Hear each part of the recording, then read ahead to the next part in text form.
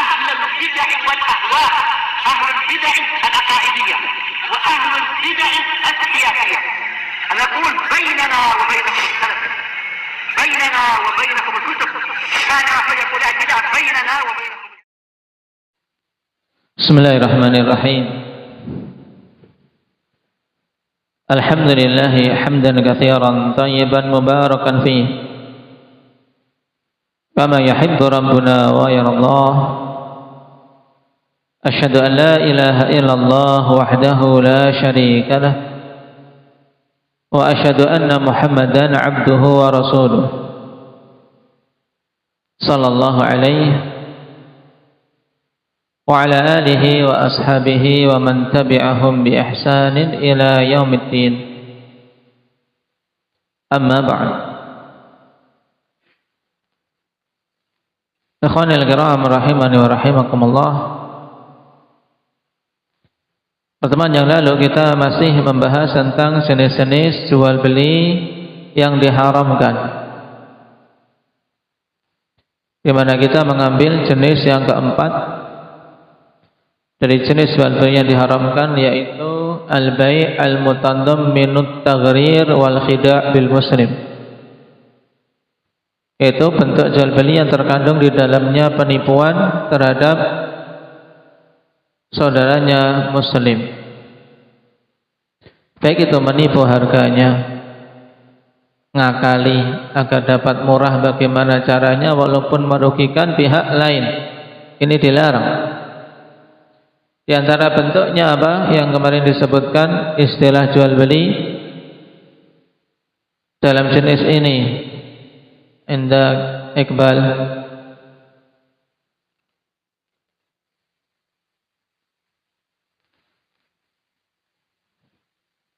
jual beli yang bagaimana namanya? Jual beli talakil jalab atau talakil rukban,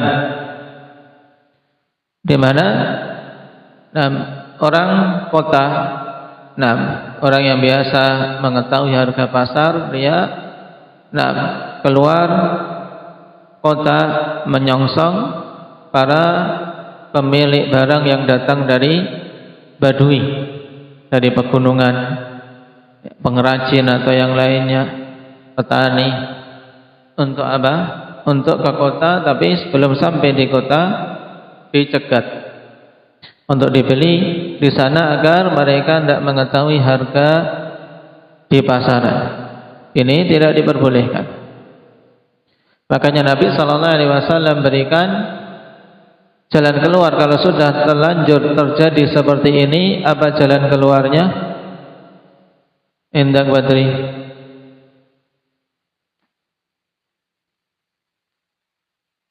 Baik, apabila pemilik barang itu sampai di pasar, dia boleh meminta khiyar, diberi khiyar, diberi pilihan apakah membatalkan jual beli yang awal tadi ataukah meneruskannya. Baik.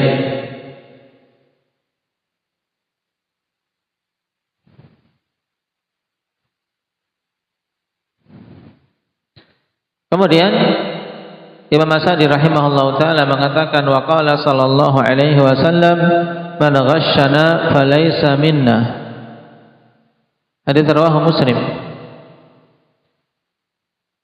Pada hadis ini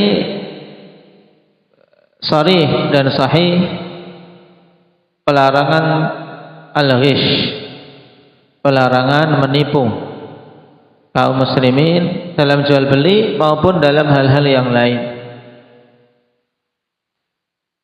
Perhatikan catatan kaki, akhrajahu Muslim min hadits Abi Hurairah radhiyallahu anhu bihadzal lafzi,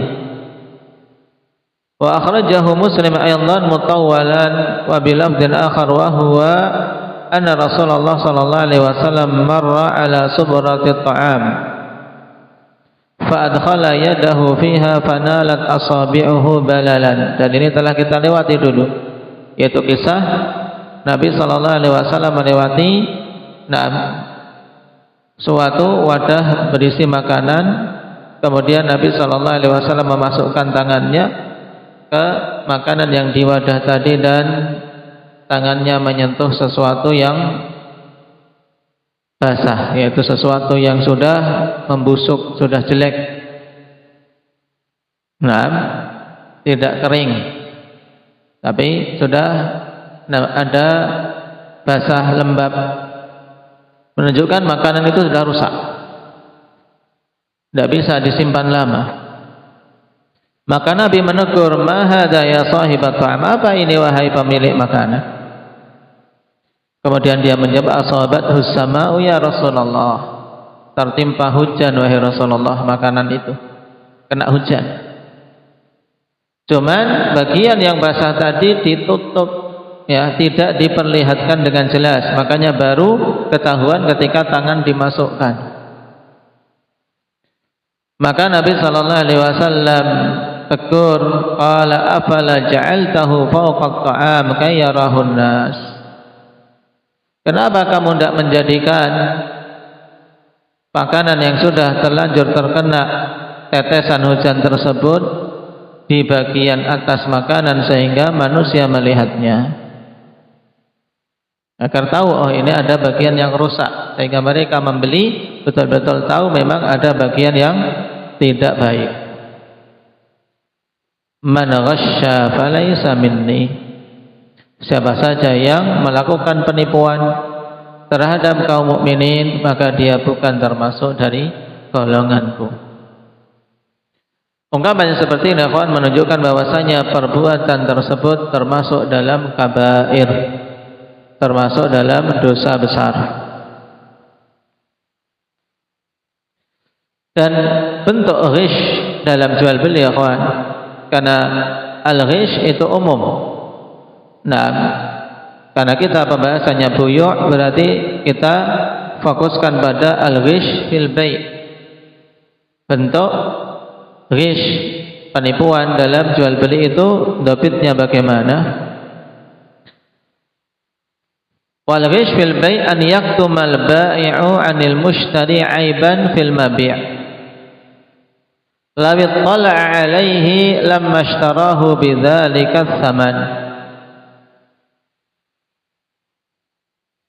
Yang dimaksud dengan penipuan dalam jual beli yaitu penjual menyembunyikan dari pihak pembeli aib yang ada pada barang dagangannya, yang seandainya pembeli mengetahuinya tentu dia tidak akan membelinya dengan harga tersebut.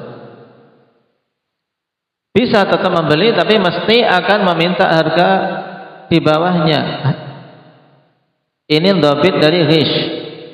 Makanya kita butuh mendidik diri agar jangan sampai dalam jual beli yang diinginkan yang penting laku, yang penting dapat untung sebanyak-banyaknya tanpa memperhatikan aturan-aturan syariat dan sebab-sebab keberkahan. Siapa saja yang menyembunyikan aib pada suatu barang dari pihak pembeli, seandainya pembeli tahu maka dia tidak akan membelinya dengan harga tersebut, itu namanya ghish. Taib. Tapi sesuatu yang kecil dalam artian tidak akan terpengaruh berdasarkan keumuman manusia. Keumuman manusia namanya taib, ada cacat sedikit, apalagi yang namanya buah ada cacat sedikit, itu tidak peduli, tidak terlalu diperhatikan. Ini tidak masuk. Dhabit ghish, kita menyembunyikan aib, memang sengaja menyembunyikan. Ya, seandainya pihak pembeli tahu, dia tidak akan membeli dengan harga itu. Dan ghish seperti ini, yang pertama, selain itu adalah dosa besar. Yang kedua, berdampak pada keberkahan hasil, keberkahan rizki yang dia dapat. Sebagaimana dalam hadis Hakim Ibn Hizam muttafaqun alaih, al-bay'ani bil khiyar ma lam yatafarraqa. fa in sadaqa wa bayyana burika lahuma fi bai'ihima wa in kadzaba wa katama muhiqat barakatu bai'ihima.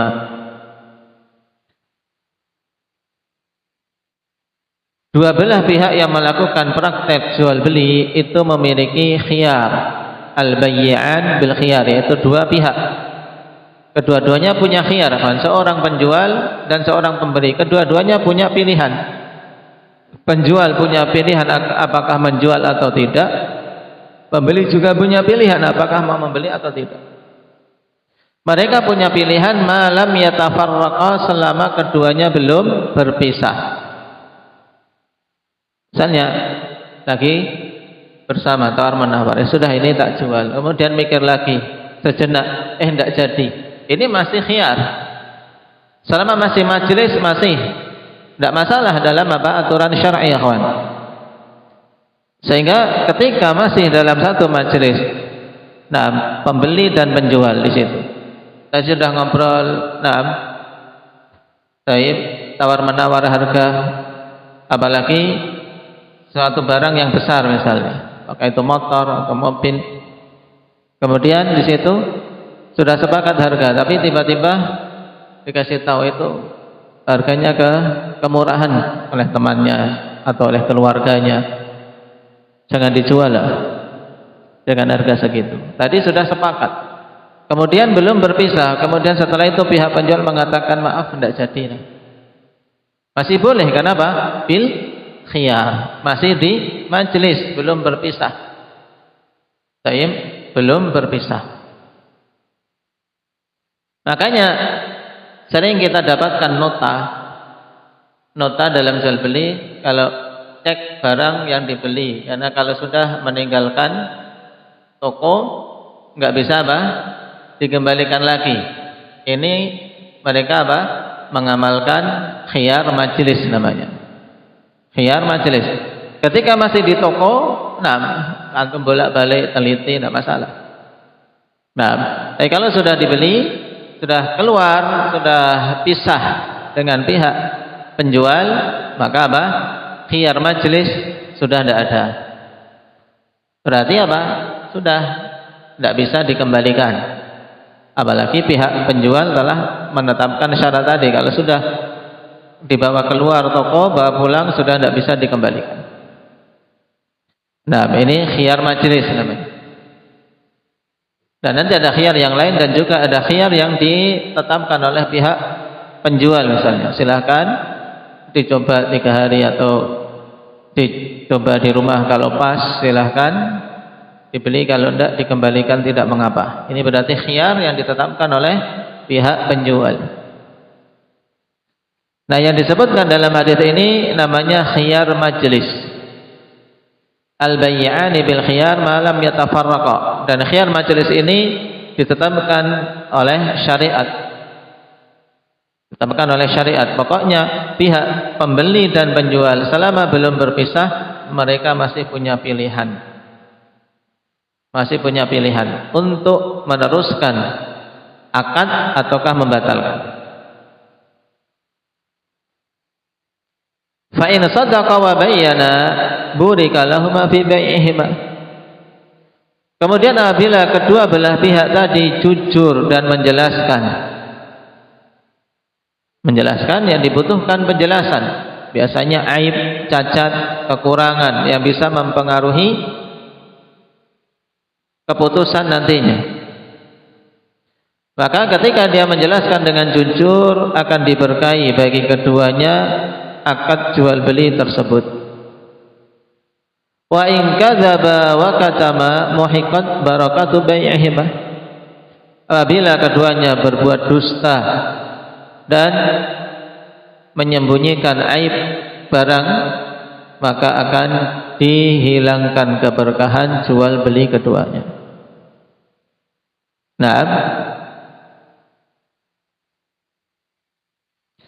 Baik. Jadi ini nas bahwasanya menyembunyikan aib, apalagi sampai menipu, dia mengatakan barang ini adalah barang asli padahal palsu, barang ini murni padahal ada campuran, ini kadzib. Ya, bukan lagi menyembunyikan, tapi ini jelas kadzib. Maka ini lebih parah. Nah, dari sisi tercabutnya keberkahan.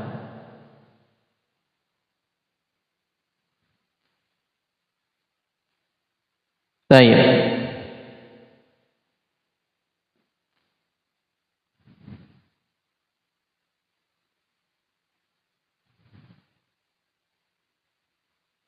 Kemudian pada perkataan Nabi sallallahu alaihi wasallam, "Man ghasyana falaysa minna."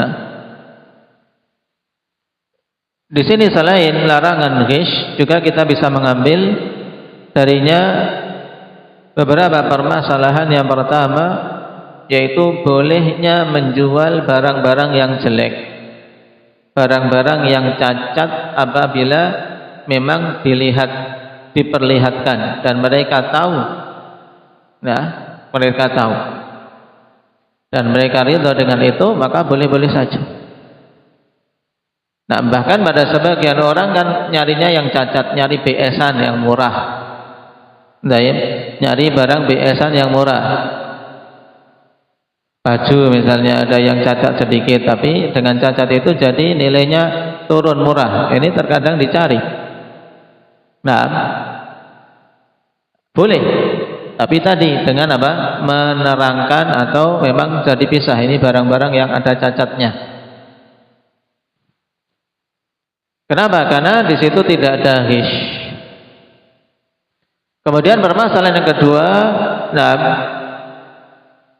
tahrimu ghisyin nas fil bai'i wa sairil muamalat. Haramnya ghish pada manusia pada semua muamalah. Bukan hanya jual beli saja.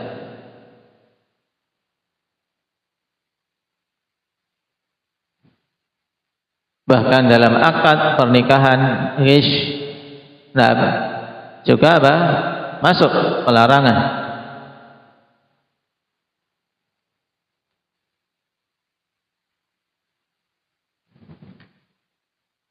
Dan dinukilkan ijma' tentang keharaman ghish tersebut pada semua jenis-jenis muamalah yang ada. Secara syar'i diharamkan berdasarkan ijma', tidak ada yang menyelesainya, dan juga dicela secara akal. Karena tidak ada satupun orang yang berakal yang memperbolehkan dan merindai adanya penipuan.